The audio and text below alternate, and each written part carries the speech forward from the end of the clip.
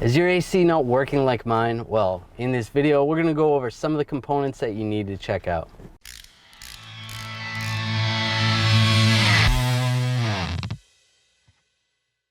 Your air conditioning system is a sealed system with refrigerant in it, and for the most part, you need a special tool to work on it, such as a recovery, recycle, recharge machine.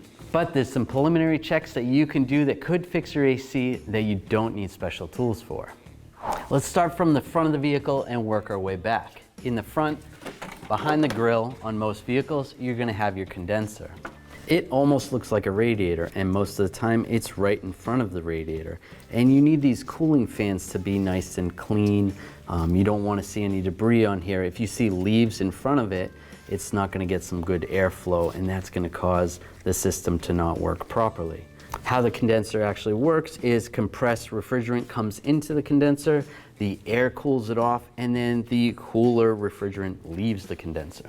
So if you see anything in front of it, such as leaves or debris or mud or dirt or anything, you're gonna need to clean that off. You can even take a garden hose and just clean it all off. Sticking with the fact that we need airflow going through the condenser, you need to make sure your cooling fans are working. If they're not working at full capacity or they're only partially working, it's not gonna cool the condenser down enough. Either your AC is not gonna work at all, or it's just not gonna be working well. Some of the reasons why your fans may not be working is you may have motors that are faulty, you may have a bad relay or a blown fuse, or even some other electrical issue. On most vehicles, the second you turn that AC button on, both fans should come on and should be on almost full capacity. Now let's talk about the AC compressor, which on this vehicle, it's underneath. You can see it right here, and it's driven by a belt.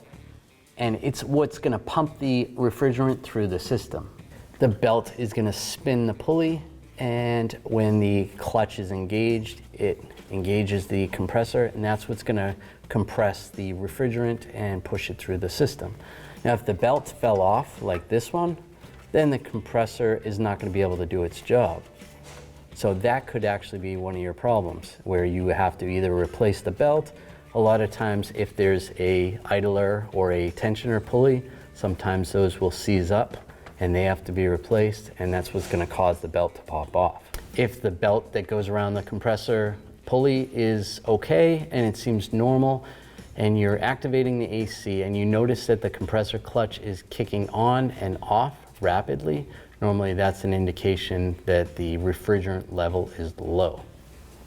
In the event that the refrigerant level is low, it's because there's a leak in the system, and you're gonna need to bring it to a professional to use that special machine that we talked about earlier.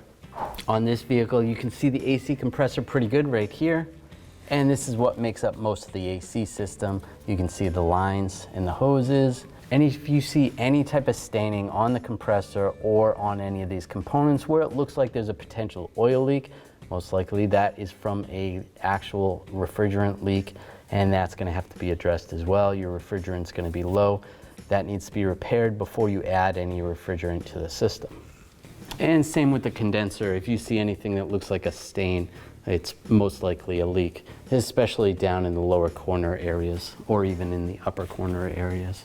Let's talk about the evap core, which is located behind the firewall, attached to these lines right here. Hot air is going to go through the evap core and it's going to cool it down, and that's what gives you your cold AC air.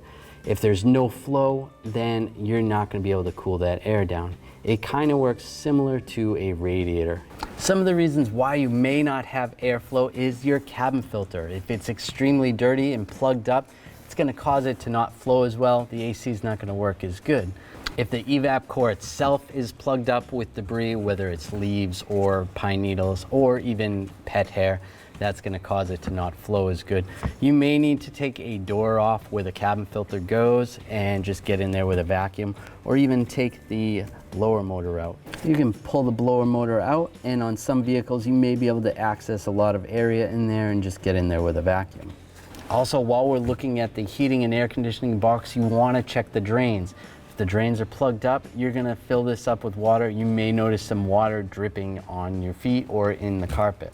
If you have no flow, maybe your blower motor is not working right. If you notice no air coming out of the vents, it could be the resistor, the blower motor, there could be a wiring problem, or you could have a blown fuse. Take a look at the drains. You want to make sure they're not plugged up. They could have pine needles or leaves in them, clogging them up, and that's going to cause water to fill up in the heating and air conditioning box. These drains are actually put there on purpose. So if you ever notice in hot weather, everyone's car looks like it's leaking water, that's where it's coming from. Another thing that could be wrong is the electrical system or even the fuses. So check the fuses, check the relays. If you have a blown fuse, there's going to be something electrical wrong with the vehicle. Fuses don't blow on their own. And the relays, if you want to check those, a lot of times it's a good idea to just swap it with a known good relay. These relays have all the same numbers, so you could just switch these and see if it's working after that. It may be something as simple as a bad relay. If all that checks out, most likely you have a leak in the system, and you never want to just add refrigerant to a system that's leaking.